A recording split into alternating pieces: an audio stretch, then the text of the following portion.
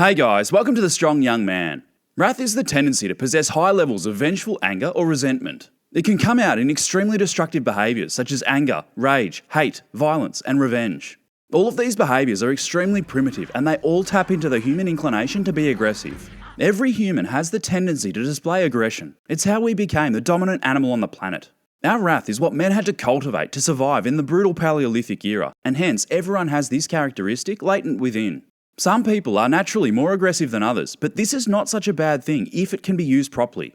No matter where you fall on the spectrum of aggression, if you accept it and learn to control it, you can have it serve a useful purpose. Unfortunately, most people don't do this. Most people allow their aggression to become toxic, directing their wrath outward at others. These people inevitably hold themselves back in life because their aggressive tendencies have an unsettling effect on people.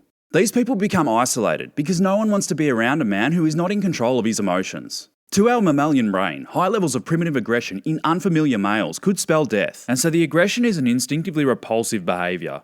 If you unleash your wrath on anyone, even just once, it could spell social isolation for you forever.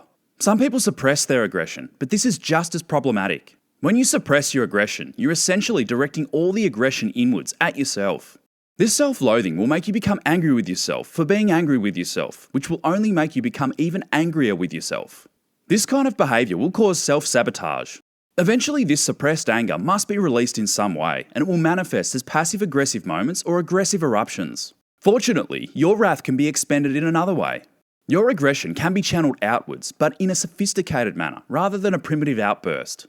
The primitive aggressors can be differentiated from the sophisticated aggressors by the lack of control they have over their emotions. Primitive aggressors have very short fuses whenever someone strikes at their vulnerabilities or insecurities. Sophisticated aggressors are much different in that they have control over their aggressive tendencies. Rather than directing it outwards at others, sophisticated aggressors channel their aggressive energy into their creative endeavours. So much creative power can be unlocked if you can tap into the energy sourced from your aggressive proclivity. Here's how to do it.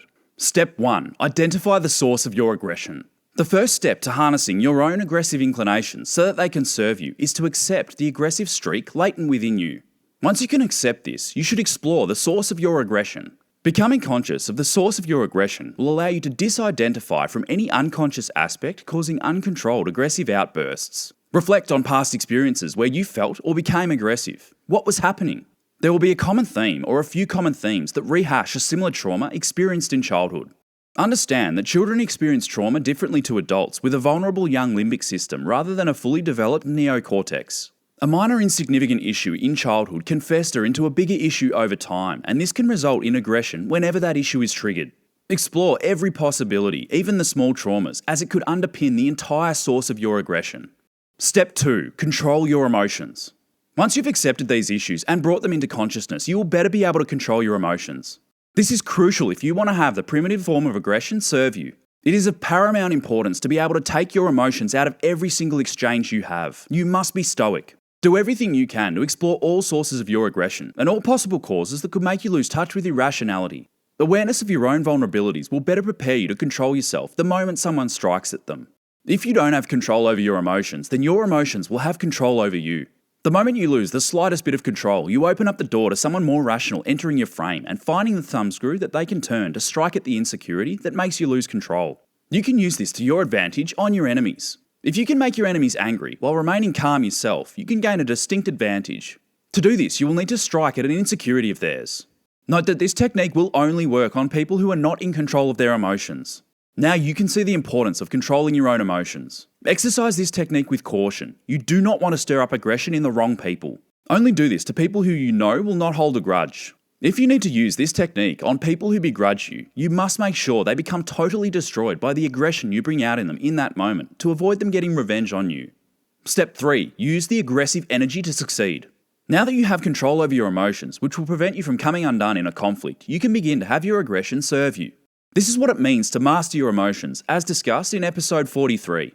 Anyone who has achieved a high level of success in their craft has possessed some form of aggression which they use for productive purposes rather than destructive purposes. John D. Rockefeller, Steve Jobs, Bill Gates, Michael Jordan, and Elon Musk were all extremely aggressive individuals that turned their primitive aggression into a more sophisticated form of aggression. They redirected their aggression into their creative endeavours.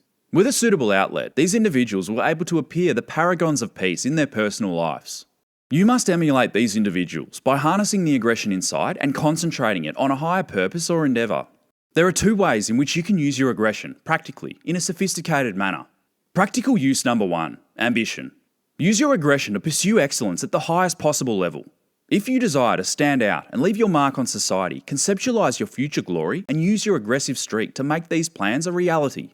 In order to do something out of the ordinary, you must do something out of the ordinary. You must work, and work all day, every day. You need to be obsessed if you want to be excellent, otherwise you'll be average. This is why all high achievers have high levels of aggression. They let nothing stand in their way of achieving what they set out to achieve, and they wouldn't be where they are today without it. People mistakenly assume that Steve Jobs would have been even more successful if he wasn't so aggressive. No, it's precisely this aggression that enabled him to become one of the greatest inventors of the 20th and the 21st century. Practical use number 2, determination. Aggression and determination go hand in hand. Determination is most easily explained by using sports as a metaphor. The mind quits well before the body can, and this is part of the reason why we continuously see people breaking new world records in sport. So many athletes resign themselves to the limitations they impose in their mind when their body is capable of much more.